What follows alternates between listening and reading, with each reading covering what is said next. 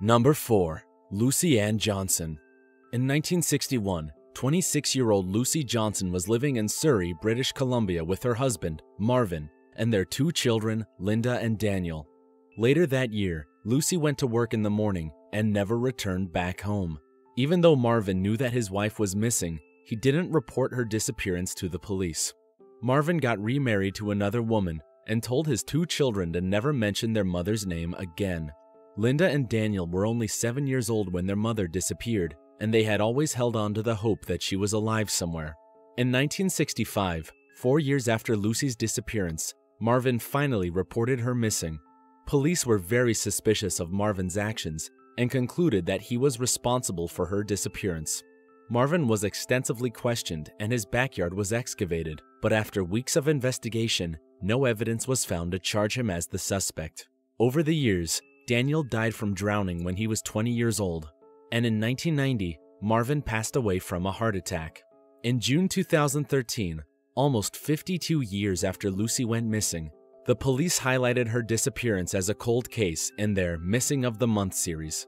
Following that, Linda decided to do an investigation of her own. She was able to find an old document which indicated that her mother lived in Yukon before moving to Surrey. Linda placed an ad in a local paper with a photo of her mother. A month later, a man by the name of Howard Glenn saw the ad, and he called his sister Rhonda to email Linda. Howard and Rhonda were able to identify the picture of Lucy Johnson, and they said that she is their 77-year-old mother. They further stated that she is still alive and well and living in Whitehorse, Yukon. It turns out that Lucy had fled to the Yukon in 1961 and started a new family without ever telling them anything about her previous life. Lucy stated that she had disappeared because her late husband Marvin was an alcoholic and very abusive. When she tried to take her 2 children with her, Marvin would not allow it. Linda knew her father was an alcoholic, but she had never experienced any physical abuse from him. While she doubts her mother's claims, she's happy to forget the past and just enjoy their time together now. Number 3. Petra Patzika. In 1984, 24-year-old Petra was a computer science student in Braunschweig, Germany. On July 26th of that year, she left her dorm and took a bus to attend her brother's birthday party. However, her family said that she never arrived at their place, and they quickly reported her missing. During the widespread manhunt for Petra, a 19-year-old man who was the main suspect in an unrelated case was arrested. He confessed to killing Petra, but he refused to tell police where he hid the body. But a few months later, he recanted his confession. Many believe that Petra had met with foul play and that her body would likely not be discovered. In 1989, German authorities officially declared her legally dead. 31 years later, in 2015, 55-year-old Petra was found living in the western city of Dusseldorf. She apparently called the police and alerted them that her apartment was robbed. When the officer asked her name, she initially called herself Mrs. Schneider. However, after being asked for identification, she later confessed her true identity. She showed her out-of-date passport and ID to prove her real name. She told them that she was the missing college student from 1984. She also revealed that she had been living in several German cities over the past 3 decades without telling any relatives she was alive. She had no social security card, driver's license, nor a bank account, and she paid all of her bills in cash. As to the motive of her disappearance, she gave no explanation, and she expressly said that she does not want to make contact with the public or her family. She was questioned if there was violence in her family, but she clearly ruled that out. The police did not consider that she committed a criminal offense since she didn't use false papers. However, she was ordered to be officially registered with German authorities as alive. Number 2. Lawrence Joseph Bader. In 1957, 34-year-old Lawrence was a cookware salesman from Akron, Ohio. She lived with his wife, Mary Lou, and their 4 children. On the morning of May 15th, Lawrence told his wife that he had to go deal with some bad checks from some business transactions and that he was probably going to go fishing after that. The next morning, his boat was found washed up on the rocks at nearby Perkins Beach. After hours searching, the Coast Guard did not find a body, but they claimed that he died from drowning. They further stated that it wasn't uncommon to find the body since the drowning victims could disappear without a trace in the big lake. Investigators also found no evidence of foul play in Lawrence's disappearance. However, financial reports did raise some concerns. He earned about $10,000 a year as a salesman, but he hadn't filed any tax returns since 1951. He also had taken out about $40,000 in life insurance policies, and he had a $17,000 mortgage on his home. 4 days after he was reported missing, Lawrence moved to Omaha, Nebraska, and he changed his name to John Fritz Johnson. He immediately attracted attention in the area after he sat on a flagpole for 30 days to raise money for polio. His popularity led to him becoming a bartender, radio announcer, and TV sports director at Channel 7. With his flamboyant personality, he became one of Omaha's most popular personalities. He was known to be a social butterfly and had a reputation for being quite the ladies' man. On April 11th of 1962, he married a former model named Nancy Zimmer. They had 2 children, one that was conceived during their marriage, and a second that Nancy had from a previous marriage. During his television career, his health took a turn for the worse.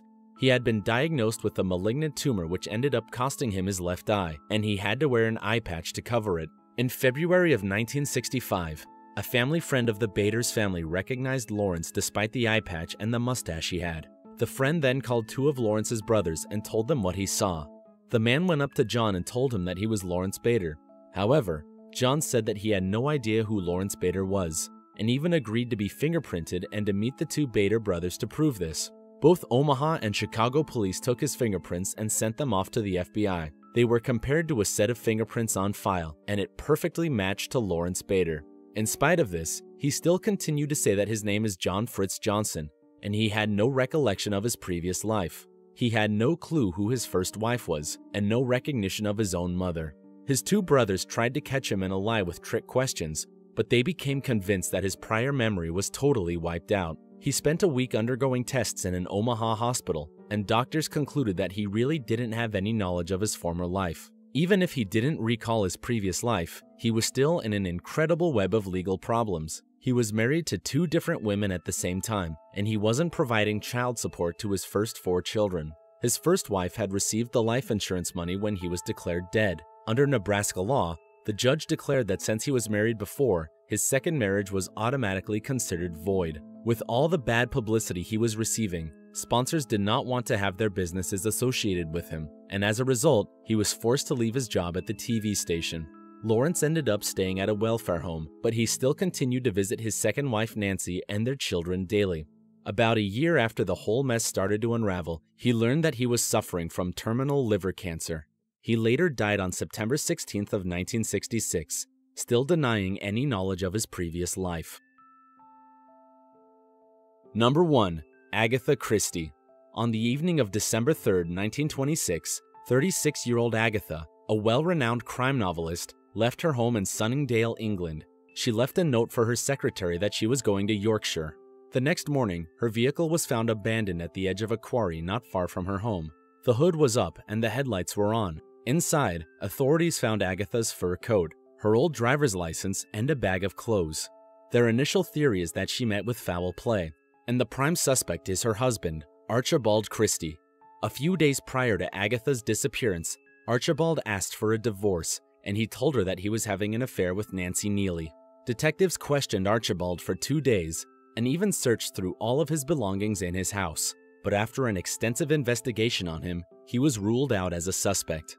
News of Agatha's disappearance caused an outcry from the public, and a massive manhunt was initiated. Over 1,000 officers and 15,000 volunteers combed the countryside, while dredge teams scoured the surrounding lakes and streams. 11 days later, in December 14th, a local musician recognized and spotted Agatha inside Swan Hydropathic Hotel. She was registered by the name Teresa Neely, borrowing the last name of her husband's mistress.